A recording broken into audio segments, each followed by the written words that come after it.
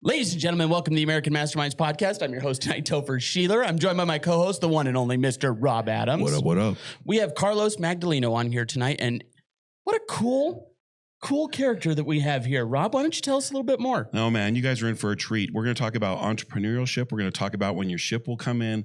We'll talk about setting goals and manifesting what it is you want in life, so stay tuned. This is a true real life 1%er. You know the drill. Let's grab a quick word from the sponsor, and we'll jump right in.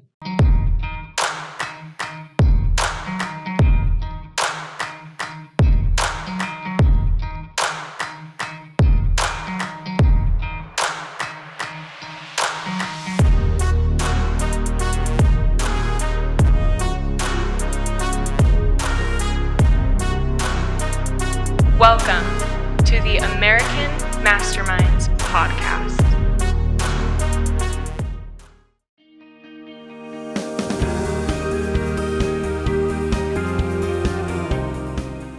If someone is thinking about buying or selling real estate, I always recommend they hire the best agent for the job. Not all agents have the same skill, dedication, and commitment to results. And there are a lot of moving parts in real estate, and a lot of things could go wrong. Having the right team is critical to having a successful transaction. My team and I provide exceptional customer service for our clients that is second to none. We only ask that you give us the opportunity to sit down with you and ask you about your goals and interview for the job. If you don't use me as your agent, I will never be upset. I'm just grateful for the opportunity to interview for the job. Please reach out so we may share with you what we do to obtain excellent results for our clientele.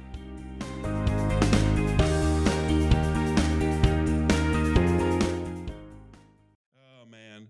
Well, I met Carlos at a Tribex event, and it was a mixed event. It wasn't like one of the normal events. It was kind of like one of their super events. And I was kind of sitting on the couch over there minding my own business, like just trying to get a little something to eat. Because once I get into those events, you know me, It's actually that's your best event, to be honest. I'm swimming, baby. I want to talk to people. I get to tell me more. I want to know more because I think people are fascinating. I always have. And he came and maybe I sat by you or you sat by me. Yeah, but you were just sitting on the couch and I went up and I don't know. I was just like, this guy it's the glasses. It's the glasses. Yeah. This fool seems interesting. Let's find out what's going on over here.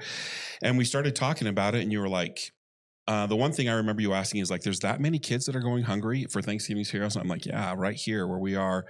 And you're like, I want to get involved. I just want to know more. And then I asked about your business and you started talking to me about what it is that you're doing.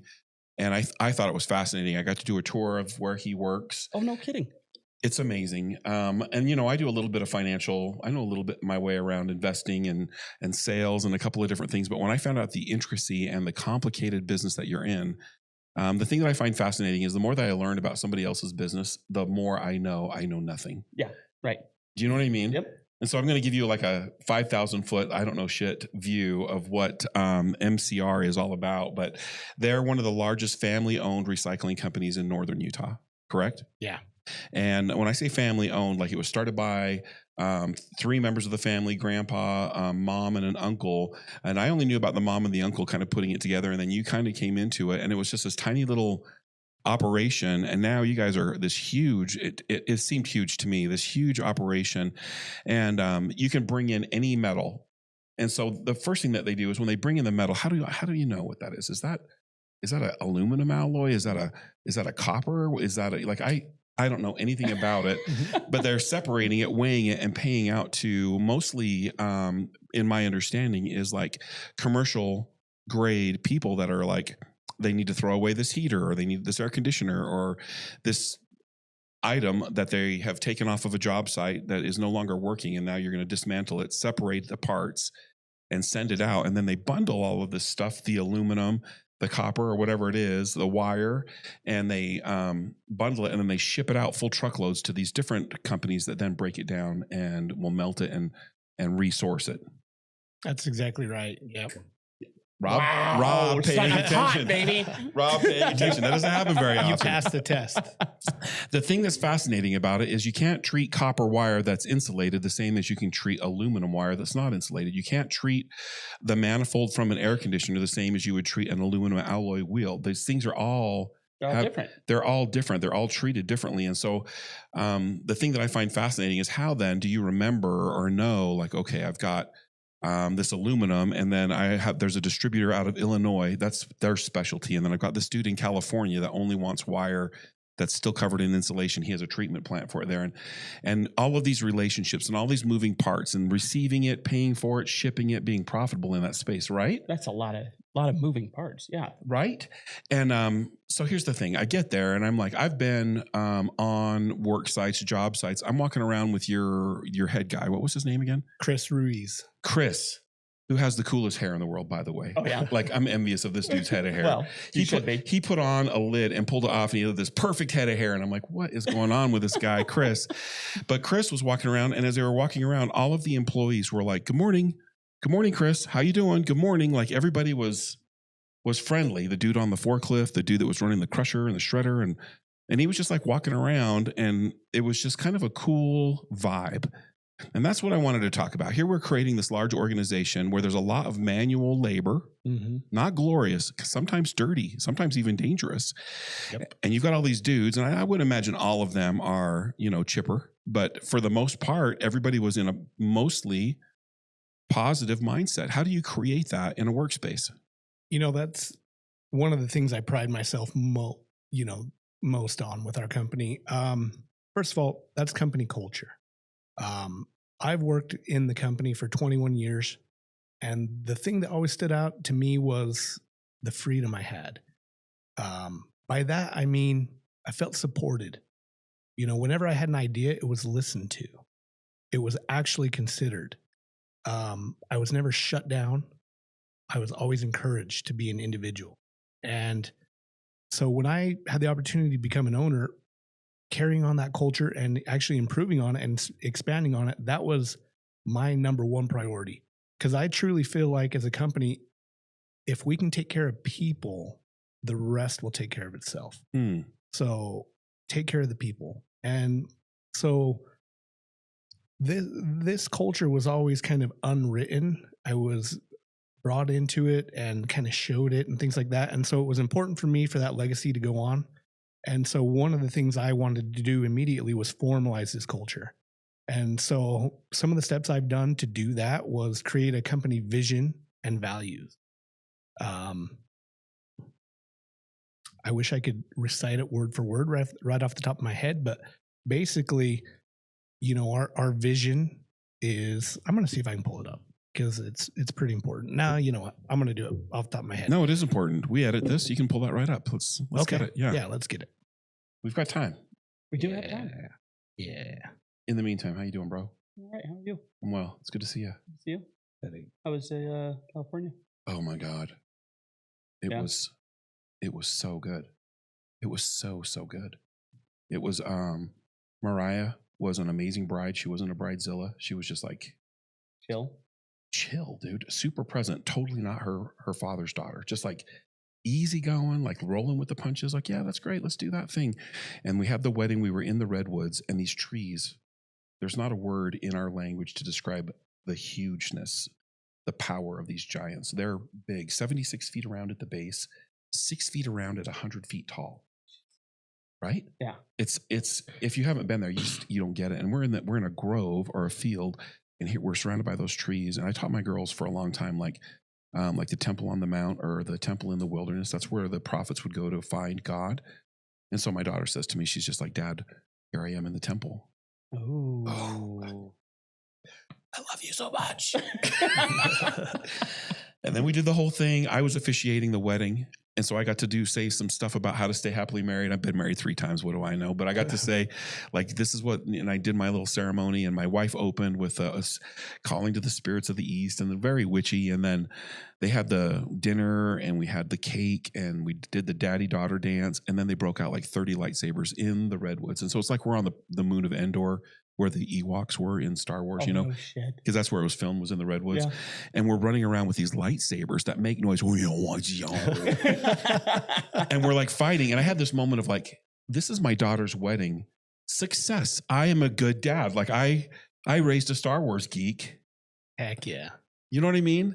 That's I can't think of the moment where I was more proud of like my kid I was proud all day long, but like that was a moment of like, this is my kid, you know, Yep. little nerd. I love that kid. And so it was good. And she did a really good job. I'm divorced from her mom. And so she like got us all like really, like mom was involved, stepdad, stepmom. You know what I mean? It could have been weird, but it was really good. That's what everybody said was like she divvied it up right. Yeah. Yeah. Thanks for asking. Yeah. All right. Yeah. So the values. Yeah. So, you know, I wanted to create this vision and values because this thing that lived in my head, that's the thing. Like we have these thoughts and we automatically assume a lot of the times that people, they know what's going on in our head. It's not true. And that's what I had to tell myself is just because this vision and values lives in my head doesn't mean that my employees know what this is. And especially where I'm hiring people from all kinds of different backgrounds and things like that, it's important when I bring people into my company, they understand how I want people treated. And so the vision and values I created, and this was something I put together and it was approved by the predecessors, the founders of the business. It was very important that I got their sign of approval and our managers and everything like that. So everybody kind of signed off on it and got behind it. So our vision at MCR Recycling, we create win-win recycling partnerships through hard work, honesty, and customer service. So that vision just drives every transaction that we do. We live by it. Our values, we support our work family.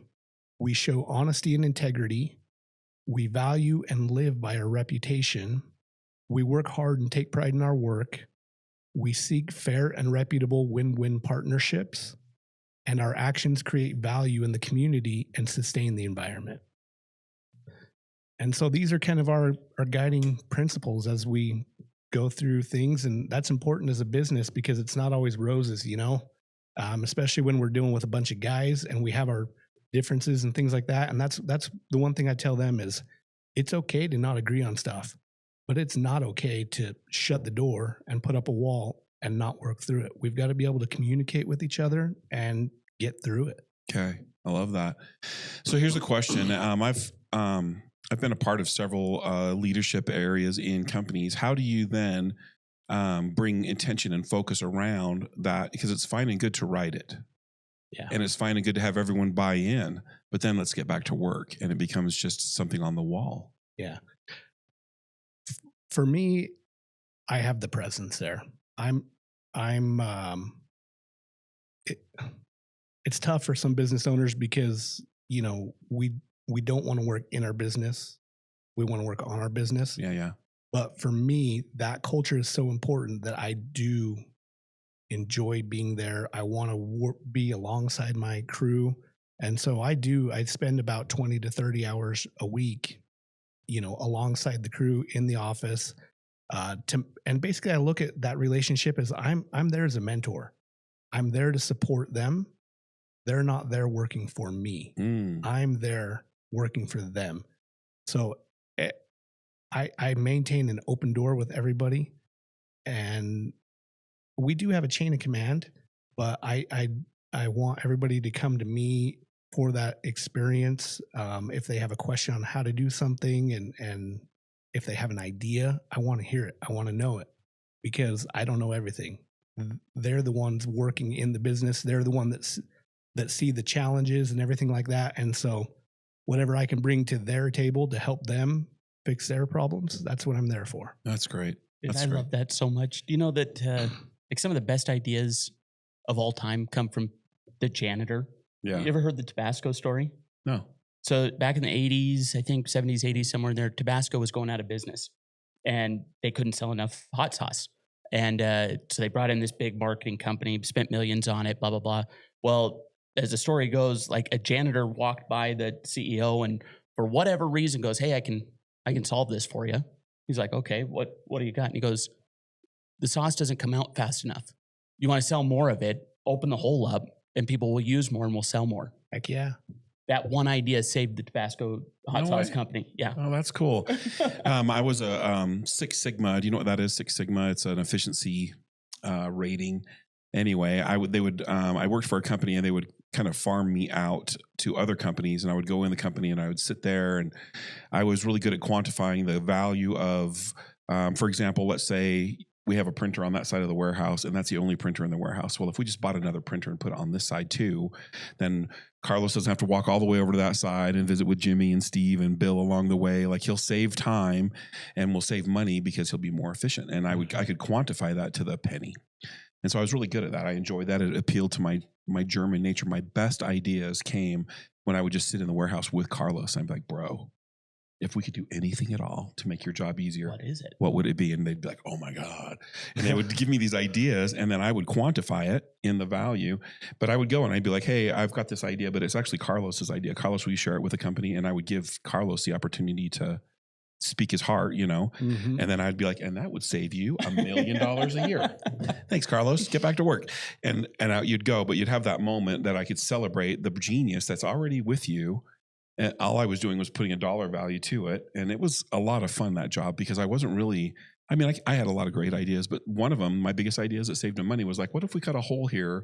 This guy rented 2 warehouses, and you'd have to drive all the way out to the end and then go into the other one. And I'm just like, why don't you just cut a hole? The dude in the warehouse was like, if we cut a hole right here and we could drive the forklift through. Right. Makes perfect sense. What a great idea. And it saved them, millions of dollars. Like, it was crazy how much money it would save them if they didn't have to walk all the way around. Because it wasn't just the forklift. It was everybody having to walk around, Yeah. Yep. Huh. I love that. So that's a great model to have that. In the journey that you're doing, as far as a leader goes, leadership is everything. Leadership is the pace. It is the tempo. It is the melody that's being played. And if everybody can hear that music, then we all dance together. I always believe that about a leader in a company. A good leader is only as good as the development that they're doing. Like, you're only as good as what you're bringing to the table, right? If your cup is empty, you can't fill others. And so my question is, what is it you do every day to fill your cup? That's a great question. It's changed a lot, to be honest with you, over the last couple of years. What I used to do to fill my cup was a lot different than what I do now. And I've always been a very intentional person, but nowadays, to fill my cup, it's very structured. I'm very intentional about my day, and it always starts bright and early. First of all, 5 a.m., I get up. I only work out 3 days a week, but so it either starts with a workout. From a workout, it'll go into just taking care of myself, making sure I'm relaxed, and then I'm never in a rush. That's the key thing in the mornings. I don't want to be rushed. On the days I don't work out, it starts with personal development study. So I get up, I read books all about how to improve on myself. How long would you say? On those, it matches my workout. So it's about an hour. So 2 hours a week you're spending in that space reading? About 3 hours a week. Okay. I would say 3 hours a week, but I do some other follow-up classes. I'm a part of some accountability groups that, we read a lot of the same materials, and we'll hold each other accountable and brainstorm back and forth with each other, and kind of pick each other's brains and how do we apply it, challenge each other to apply and things like that as well. So that's amazing. So you're spending about 168 hours a year in reading and studying, improving yourself. And on top of that, you are part of the mastermind of improvement in business and different areas. And I'll tell you, we went to an event together in Park City for that networking group that we're a part of. And I am, I like to be at the gym early, and there was only one other dude in that crappy gym. And we were just in there doing our thing, listening to our music. And I'm like, I'm going to be friends with this guy. Like, I do. I do. And I remember that specifically because they opened the gym at 6 a.m. and I went down there at 5, and I went around and I asked around, and I found somebody that opened that gym up at 5 a.m. because that's when my day starts. That's the other thing I've learned in life too, is these rules that we're supposed to live by and the way things are supposed to go. I always encourage people to challenge that. Like, challenge it. If you want it, go for it. Yeah. It doesn't hurt to ask. No, it doesn't hurt to ask. I believe that about speeding. Yeah. Yeah. That's what I'm talking about. Just got another ticket. Did you really? Oh yeah. I got a fix-it ticket last week. Yeah, mud flaps and tint. I'm like, what the heck? On man? your truck? Yeah. Oh yeah, those mud flaps are out of control. Well, the lack of mud flaps. I love that you're doing the training now, the self-development and the self-training. Where did that come from? It came from a strong desire. First of all, I've always been what I would consider a successful person. That doesn't mean financially successful. I mean, I've always been able to achieve what I wanted. And somehow this idea of universal principle got introduced to me. And that was very intriguing. Universal principle, universal laws, it's like gravity or electricity. We know that those laws exist because they're physical. But what I've been learning is there's a set of universal laws that exist that we can't see. And one of those, and that's what intrigued me to go down the self-development path. And what I've really discovered, probably the breakthrough moment for me, was the law of vision, manifestation, call it what you will. And when I learned about this, I was like, man, this is 100% true. I've always called it a goal, but we call it a lot of different things. Like in school, we call it grades, right? Like if I want a good grade, well, believe it or not, if you want it and you truly work hard for it, you're going to get it. And it's the same thing in everything in life. Like if you want to be good at your religion and you go for it, you're going to have it. If you want to be good at your job, you're going to go for it and you're going to have it. It doesn't matter what it is. The truth is, if you can see it and you want it bad enough, that's the key. If you want it bad enough and obsess over it enough, no matter what it is, you can have it. And I've been putting that to the test, and it's been unreal for me. I think the important part of because I'm amen, by the way. Yeah. Amen. Let's argue about gravity. You know what I mean? Like this is how it is. But the thing that I find interesting is there's a couple of pieces to that get left out. Like what you said, the first part, and I want to go back to this if we can, is seeing it. Most people don't even know what it is that they want out of life. They're just living their life. They're just getting up on the running the rat race. Yeah. Right? And so there is no expectation and I believe that a lot of people, their goal setting skills, their manifesting skills or muscle is so weak that they don't even flex it. They don't try it. Like they might set a resolution. I want to lose weight. And then, 2 weeks later you see them out there eating bonbons. Yeah. Yep. Bonbons. And so the thing is that what is it that you want? If you have to see it and be super clear about it, like when you say see it, I mean like in detail, like spend a lot of time designing it. What would it look like how would it feel? How would it feel to drive that truck or to make that money? What does it look like? Well, who do I have to be today? Like really get a lot of questions in. And then the second part, and this is what I really want to reiterate for our audience, is the unreasonable part. In our world, if we don't have it by just going and getting it, then we find it to be an unreasonable expectation. The reason that you have success, I would like to submit, is that because you're unreasonable about it. I'm prepared to do XYZ in order to get this clear vision, and I'm unreasonable about my goals. I'll work harder today than anyone else in order to achieve my goal. And then of course I get it. And I love your definition of success. If by that definition, I were to lie my life next to it, I've been successful my whole life too. I'm not going to be successful one day. I'm already successful. Yep. Because I have been manifesting and living into that space. And so I love your definition of it. I'm totally going to steal that because that is a much more graceful definition than one day then I could be happy. Yeah. You're happy today. You're already successful. Patting yourself on the back the whole way to the bank. Heck yeah. And it's not about the bank per se. It's about abundance. It's about quality of life. It's about your ability to get up in the morning and not feel rushed. You are the author of your life because you know what you want and you've written it clearly, and that's what you're doing. You're living that life. Yeah, that's exactly right. And that the other point when you said vision, the other thing I'll bring up with that is you're right. You want to see it. You want to feel it. You want to sense it, all of that. The last part of that is be it. It is reality. The minute you can see it, it's your reality. Everything you do, every decision you make, you do as if it exists because it does. You behave as though you already have Yeah. You're already a successful real estate agent. You're already a successful business owner. Yeah. You already have a good culture. I'm just going to start behaving in that manner. Isn't it funny how we've been programmed to believe that I'm going to do these things until that happens? And that's not how it works.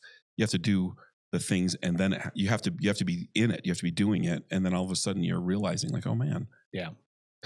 I think the minute we can realize that we were all born the same, we were all born just flesh and bones, and with this powerful thing between our two ears called a brain, we were all born identical. But you look at us now, however old we are, 40, 50 years old now, and the different paths we went on, we all had the same exact opportunities. And God bless America. Yeah. And you can't tell me that just because you were raised one way or you were influenced one way, if you're saying that, that's an excuse. Because there's plenty of people who have turned their lives around. Whatever you want to do, get out there and do it. Yeah. Yeah. Get to work. Isn't it interesting? I don't know if that's a lost belief that getting to work is the solution. Just getting to work, just getting to doing it. If I want to be healthy, I need to get to being healthy. I'm not going to wait. I'm not going to start on Monday. Like I just got to get to how would a healthy person behave today? Yep. And then start behaving that way rather than I'm going to cut back on soda. No, that's not how this works. It's a whole decision. I'm going to drink more water. I'm going to go to bed on time. I'm going to exercise more. I'm going to behave like a healthy person or a successful person or a wealthy person. The tricky part about the wealthy person, and this might be in all the areas, but this is where my head's at right now, is like the financial thermostat that we all have set in our lives. You know where I'm headed with this? We all are like, I like it at about 71 degrees. That's my sweet spot. Annie likes it at like 68 degrees, which is to me is sweater weather. You know what I mean? Like I gotta bundle up. And so we're all set differently. The fact of the matter is that our thermostats are set to where we were raised or programmed to be. How do we increase our financial thermostat? Well, first of all, you've got to realize that there is a thermostat. You got to understand that exists. A lot of people might look at the ultra rich like Elon Musk and this and that and think like, oh, they're on a different level. Well, the truth is that's just their reality. They don't wake up feeling like trillionaires or whatever it is, or billionaires. It's just their reality. So when you can change your reality, like this is your expectation and actually believe it, that's changing your thermostat. So if your thermostat is, I'm going to make $500,000 a year and it's no exceptions, then you're not going to go work for an hourly wage. You're going to find another way to do it. Right. So is there risk in that? Sometimes. Yeah. So almost always at that price, at that number. Yeah. Yeah, absolutely. Because you can't rely on someone to determine your hourly value. And that's why I like sales so much. I can determine my own hourly value. If I bring more value to the world, then I get paid more. Easy math. There's no way around that. And then so how do I increase my value? It's not because I'm more worthy or less worthy. It's because I understand the market better. It's because I understand I can negotiate better. I understand how to communicate better.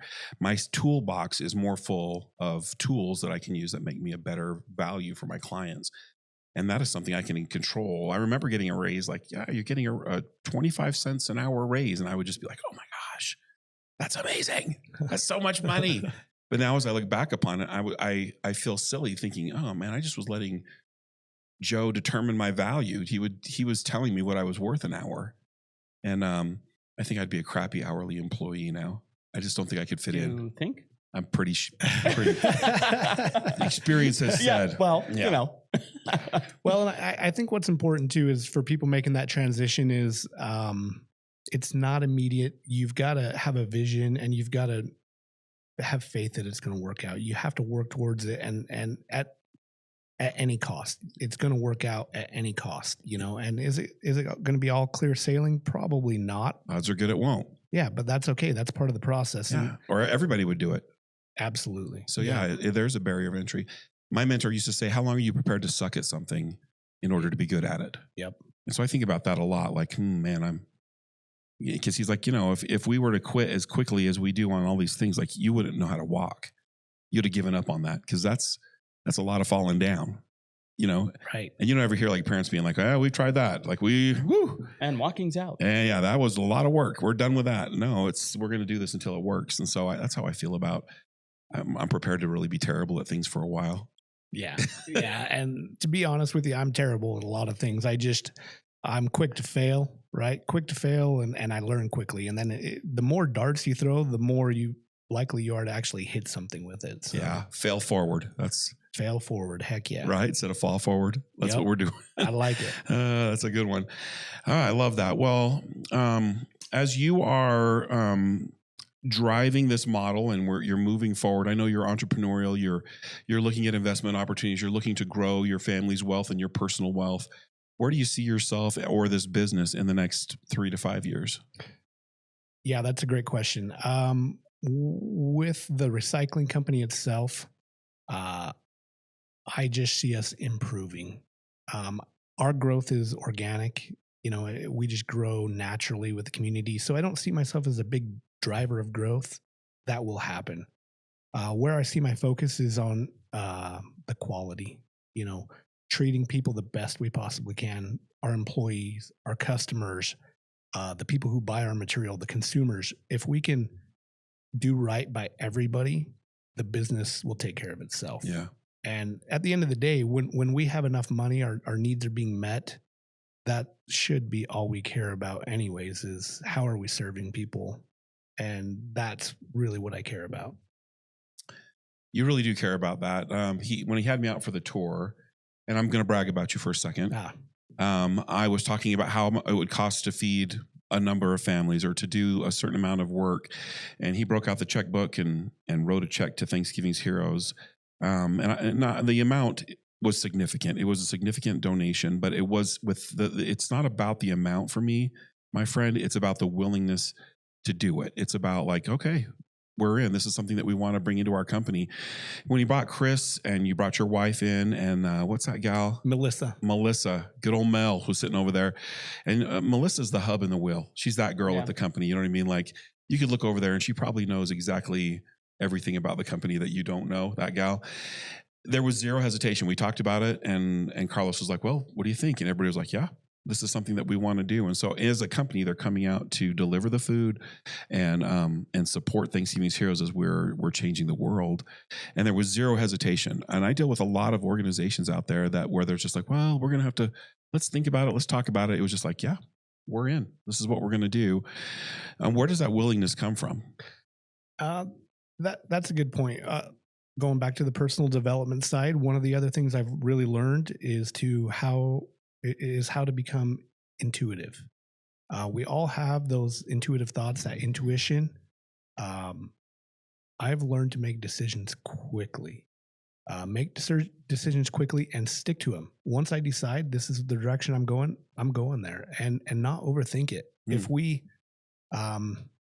fear is the number one thing that'll get in our way. So if we are questioning everything, if we're questioning our intuition constantly, we're going to shut down our intuitive thoughts. And intuition, I truly believe it's God. It's that godlike force that's speaking to us. That's not a made up voice. It's there for a reason. And so learn to be in touch with your intuition and let it drive you and stick to it and trust it and go for it. It doesn't have to always make sense. But hey, maybe that's why I fail all the time too. The thing that I like about that is the fact that if it doesn't make sense, that's okay too. Like there's a reason in so doing. What I want to know is like, how do you develop? So you hear that prompting, I'm going to say, or that little bit of like a nudge in the direction. How do you develop that strength? Because it seems to me like in the world that we're in, where we're loaded with material, there's a lot of information coming at us. How do I pick this noise, this song, and listen to it? Yeah, well, that's true, because our intuition can be easily drowned out. Yeah. Our thoughts can easily be drowned out by fear. Where's the number one source of fear and anxiety these days? If you had to guess, what would they be? The number one source of fear, and probably social media. Mm-hmm. The news, social media. the stupid shit your friends might say, everybody's opinion, because everybody has one. Sort through it. We have a watch guard at the gates, right? We get to filter the information that comes in. 90% of it is shit. First of all, you got to ask yourself, do I believe this universe is good and it's working for me, or is it working against me? And the truth is, God created this universe. It's nothing but light. And if you believe that things are working against you, man, you've got an uphill battle. Well, you'll find reasons to be right. Yeah. Right. You'll see reasons all the time where it's against you. But if you believe the universe is conspiring for your best good, well, then you'll find reasons for that to be true. Exactly. It's just a switch. It's a switch. It's an easy thing to. Well, I don't know if it's an easy thing to do, but it's not hard. It can be trained. It can be trained, and that goes with intuition. Start small. Follow those small intuitive thoughts and pay attention to them and develop it. And slowly over time, the trust will get bigger and bigger, and so will the intuitive thoughts. They'll become bigger and bigger and bigger.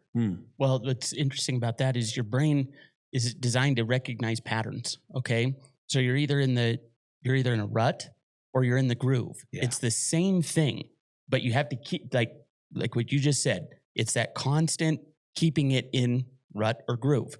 Mm-hmm. But if you get your brain and you keep reaffirming and using the inner self-talk to get there, that's how you keep it in the groove. Huh? Yeah, I like that. That's good. Yeah, that's a good point. We all have our highs and lows, and we're only creative when we're on a positive high. And so it is natural as human beings, we all have highs and lows, but by being aware of this, we can minimize the lows. So what that means is we can tell ourselves, hey, this is just temporary, get over it.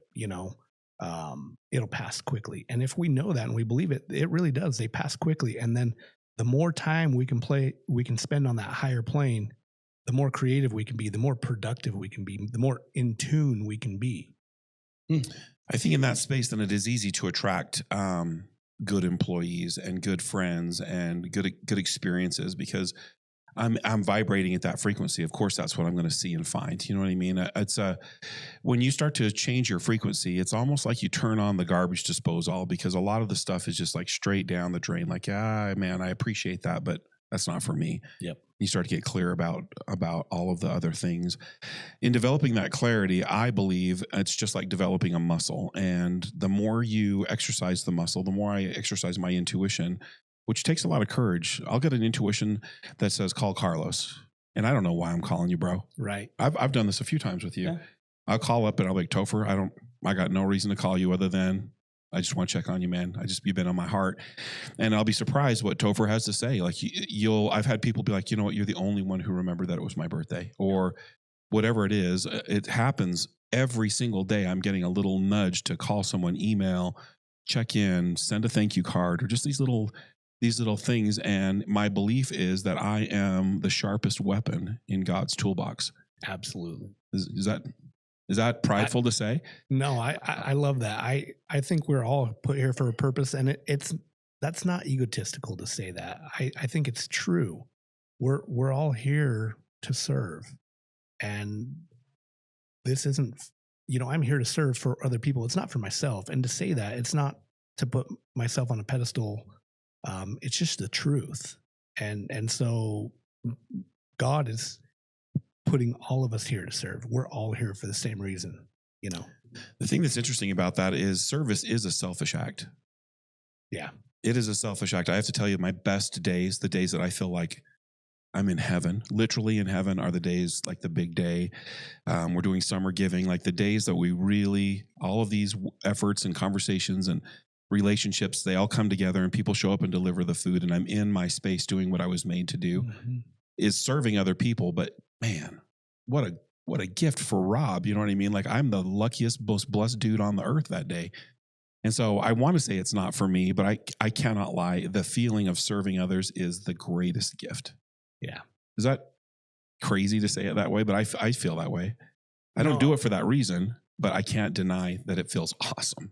Right. Well, and I think we're all serving because we're in a position to do so, right? I mean, if we're kicking we're barely scraping by, things like that. It's a lot harder space to go into and serve from. So I do feel like the ability to serve comes from an area of abundance.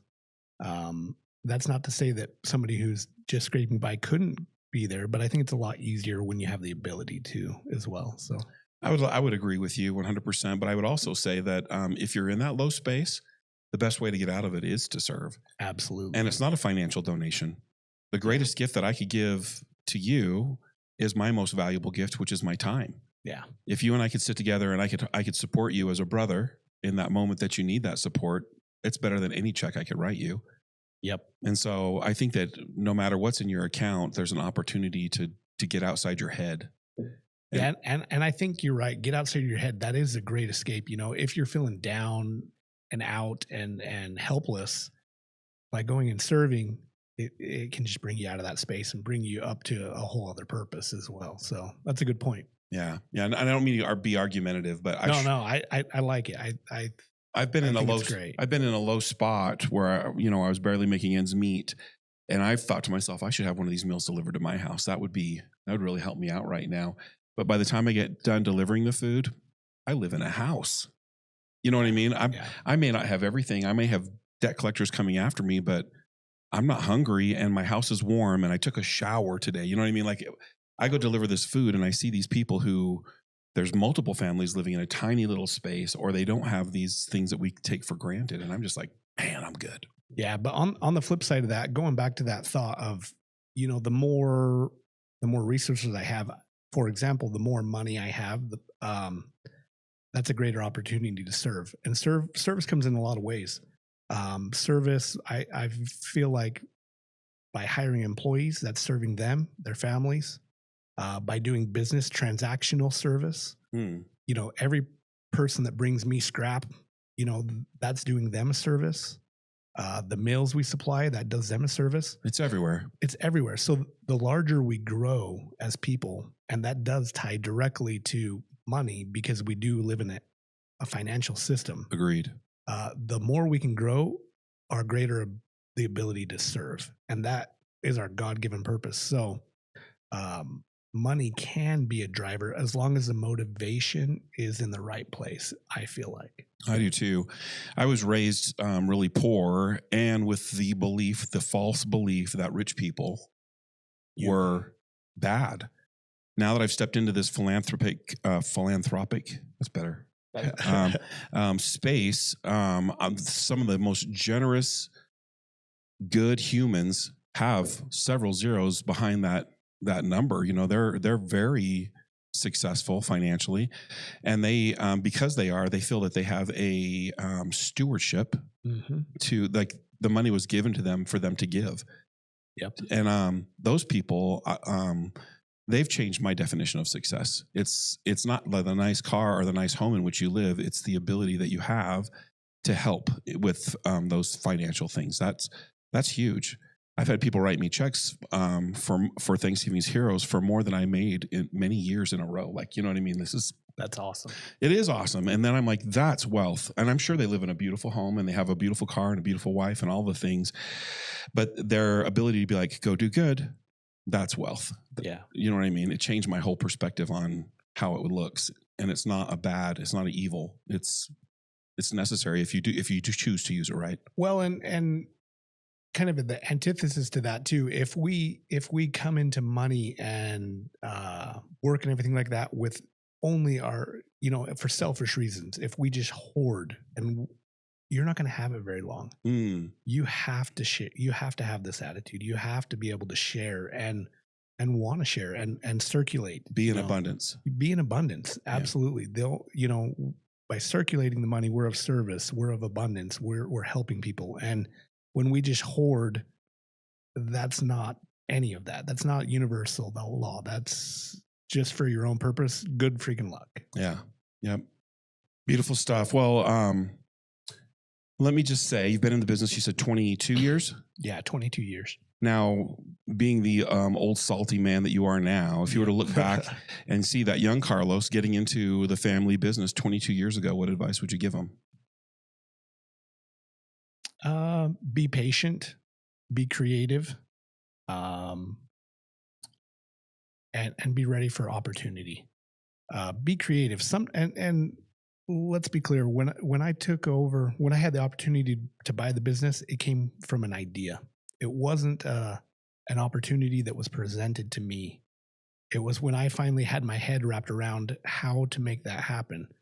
I came to the realization that this wasn't going to be given to me. This wasn't going to happen to me. If I wanted it done, I was going to have to be the driver. And that's something that I wish younger Carlos knew, is you've got to be the driver in life. You can't sit around and wait for somebody to do it for you. You have to be the driver. So get creative, have a do whatever it takes attitude, and make it happen. I love that. I also tell my kids that your ship will never come in. Yeah. Ships don't come in. You have to swim out in the ocean. You got to grab that boat and swim back to the beach. And that's when your ship will come in. And that's the only way it will come in. Because if you're waiting, you will continue to wait on that beach. Yeah. People go through their whole lives waiting on the beach, man. Yep. Yeah. That's awesome. That's really good advice. Would Carlos 22 years ago, would he have listened? No, man. He would have been like, you don't know what you're talking about, old guy. You were so wrong, bro. Oh, man, that is funny. I asked myself that question often, and I'm like, there's no way Rob would have taken that material serious. You know what I mean? He'd be like, you're wrong. Yeah. The only reason why we're here talking about the stuff we're talking about today is because of the process we went through. You know, that's the only way you can get there. It's got to be. That's why they call it self-development. It takes time. Yeah, it does. That's really good. Well, Carlos, I sure do appreciate you coming on the podcast and sharing your mission and vision. Also, some of your hacks on how you keep your vibration high, and that advice. That's powerful advice for anyone who's listening. I appreciate that. Thank you very much. Yeah, thank you guys. Thanks for having me. It was fun. Good. Nice. Awesome, guys. You know the drill. Don't forget to like, share, and subscribe, and we will catch you on the next one.